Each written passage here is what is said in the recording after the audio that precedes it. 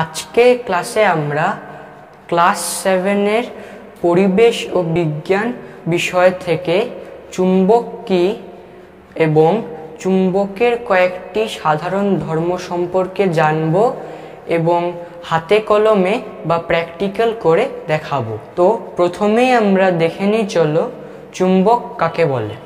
দেখো, যে সকল বস্তু বিশেষ কয়েকটি পদার্থ যেমন লোহা, নিকেল, কোবাল্ট ইত্যাদিকে আকর্ষণ করে এবং যাদের দিকদর্শী ধর্ম আছে তাদের চুম্বক বলে। এবার আমরা চুম্বকের সাধারণ ধর্মগুলি এক এক করে দেখে নিই, চলো। দেখো, চুম্বকের প্রথম ধর্ম হলো চুম্বকের আকর্ষণ ধর্ম আছে। তার মানে এই নয় যে চুম্বক সব পদার্থকেই আকর্ষণ করতে পারে।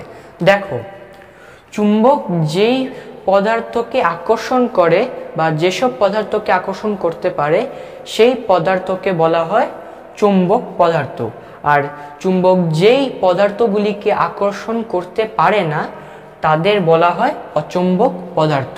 এবার আমরা হাতে কলমে দেখে নিই, চলো চুম্বক কোন কোন পদার্থকে আকর্ষণ করতে পারে এবং কোন কোন পদার্থকে আকর্ষণ করতে পারে না। দেখো, আমি কতগুলি জিনিস নিলাম।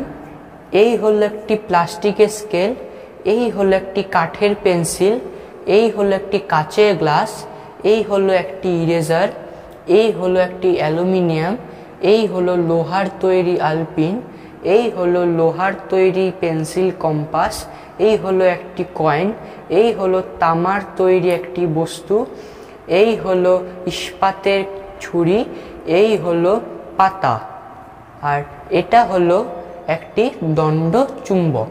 এবার দেখি, চলো এই জিনিসগুলির মধ্যে কোন কোন জিনিসগুলিকে চুম্বক আকর্ষণ করতে পারে। দেখো, এটা হলো একটি লোহার তৈরি পেন্সিল কম্পাস। এই পেন্সিল কম্পাসে কিন্তু চুম্বক আকর্ষণ করতে পারছে। তার মানে এই লোহার পেন্সিল কম্পাসটি হলো একটি চুম্বক পদার্থ। আবার এটা হলো একটি নিকেলের তৈরি কয়েন। এই কয়েনটি কিন্তু চুম্বক দ্বারা আকর্ষিত হতে পারছে। তার মানে এই নিকেল দ্বারা তৈরি কয়েনটি হলো একটি চুম্বক পদার্থ। কিন্তু দেখো, এটা হলো একটি তামার তৈরি বস্তু। এই বস্তুকে কিন্তু চুম্বক আকর্ষণ করতে পারছে না। তার মানে এই তামাটি হলো একটি অচুম্বক পদার্থ। আবার দেখো, এটা হলো একটি ইস্পাত দ্বারা তৈরি ছুরি। এই ছুরিকে কিন্তু চুম্বক আকর্ষণ করতে পারছে। তার মানে এই ইস্পাত দ্বারা তৈরি ছুরিটি হলো একটি চুম্বক পদার্থ। আবার দেখো, এটা হলো একটি পাতা। এই পাতাকে কিন্তু চুম্বক আকর্ষণ করতে পারছে না। তার মানে এই পাতাটি হলো একটি চুম্বক পদার্থ। আবার দেখো, এটা হলো একটি অ্যালুমিনিয়ামের টুকরো। এই অ্যালুমিনিয়ামের টুকরোকে কিন্তু লোহা আকর্ষণ করতে পারছে না। তার মানে এই অ্যালুমিনিয়ামের টুকরাটা হলো একটি অচুম্বক পদার্থ। আবার দেখো, এটা হলো একটি ইরেজার। এই ইরেজারকে কিন্তু চুম্বক আকর্ষণ করতে পারছে না। তার মানে এই ইরেজার হলো একটি অচুম্বক পদার্থ। দেখো, এটি হলো একটি কাঠের পেন্সিল। এই কাঠের পেন্সিলকে কিন্তু চুম্বক আকর্ষণ করতে পারছে না। তার মানে এই কাঠের পেন্সিলটি হলো একটি অচুম্বক পদার্থ। এবার দেখো, এটা হলো একটি প্লাস্টিকের স্কেল। এই প্লাস্টিকের স্কেলকেও কিন্তু চুম্বক আকর্ষণ করতে পারছে না। তার মানে এই প্লাস্টিকের স্কেলটি হলো একটি অচুম্বক পদার্থ। দেখো, এটা হলো একটি কাচের গ্লাস। এই কাচের গ্লাসকেও কিন্তু চুম্বক আকর্ষণ করতে পারছে না। তার মানে এই কাচের গ্লাসটি হলো একটি অচুম্বক পদার্থ। আবার দেখো, এটা হলো লোহার আলপিন। এই লোহার আলপিনকে কিন্তু চুম্বক আকর্ষণ করতে পারছে। তার মানে এই লোহার আলপিন হলো চুম্বক পদার্থ। তার মানে এগুলির মধ্যে লোহা, নিকেল এবং ইস্পাত হলো চুম্বক পদার্থ, কিন্তু তামা এবং অ্যালুমিনিয়াম অচুম্বক পদার্থ। এবার চুম্বকের দ্বিতীয় ধর্মটি দেখো। চুম্বকের দুটি বিপরীত মেরু থাকে। এর একটি হলো উত্তর মেরু বা নর্থ এবং অন্যটি হলো দক্ষিণ মেরু বা সাউথ। যেমন ধরো, এটি হলো একটি দণ্ড চুম্বক। এই চুম্বকের এই প্রান্তটি হলো এন অর্থাৎ নর্থ বা উত্তর মেরু এবং এই প্রান্তটি হলো এস অর্থাৎ সাউথ বা দক্ষিণ মেরু। মনে রাখবে, বাস্তবে এমন চুম্বক পাওয়া সম্ভব নয় যে চুম্বকের শুধুমাত্র একটি মেরু থাকবে, কারণ চুম্বকের দণ্ডটি ভেঙে গেলেও ভাঙা টুকরোটির দুটি প্রান্ত দুটি মেরুতে পরিণত হবে।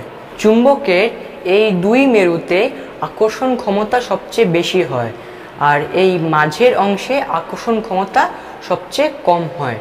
এই মাঝের অংশটিকেই বলা হয় উদাসীন অঞ্চল। চলো এবার পরীক্ষা করে দেখো, কিছু আলপিন নিলাম আর এই আলপিনের উপরে এই দণ্ড চুম্বকটিকে রেখে দিলাম।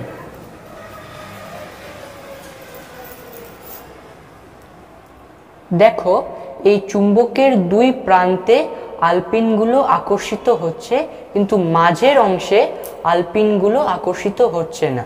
এর থেকে বোঝা যায় যে চুম্বকের দুই মেরুতে আকর্ষণ ক্ষমতা বেশি, কিন্তু মাঝের অংশে আকর্ষণ ক্ষমতা কম।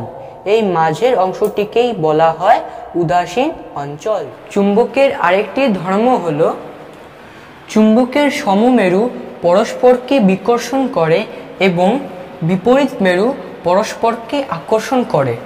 অর্থাৎ এই চুম্বকের উত্তর মেরু অন্য একটি চুম্বকের উত্তর মেরু পরস্পর বিকর্ষণ করবে এবং এই চুম্বকের উত্তর মেরু অন্য একটি চুম্বকের দক্ষিণ মেরু পরস্পর আকর্ষণ করবে।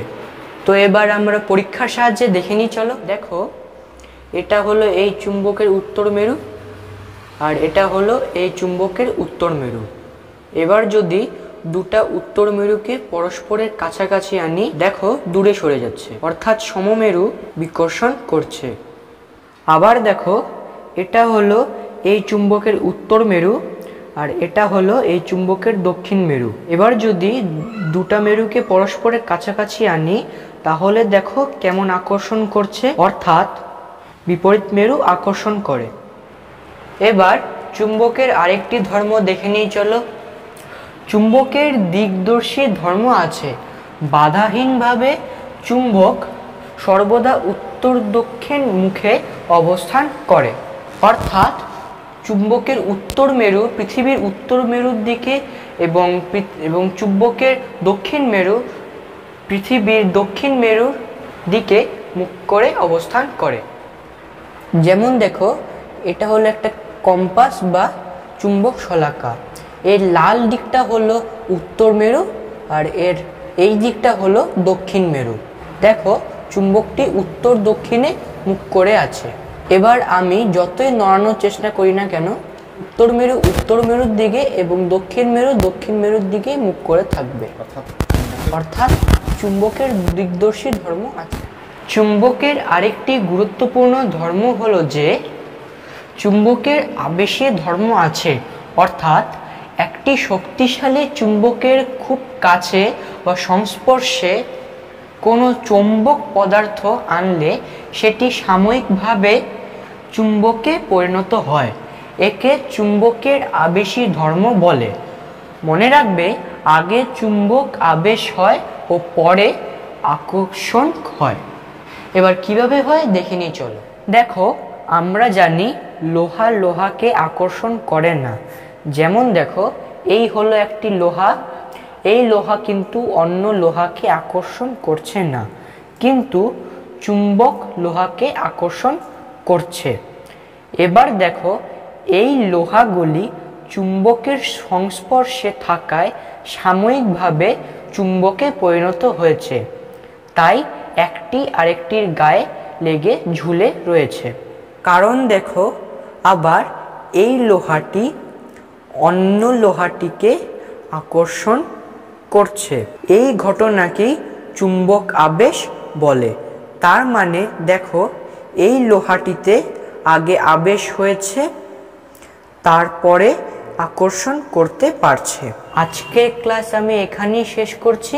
তোমাদের কেমন লাগলো জানাবে।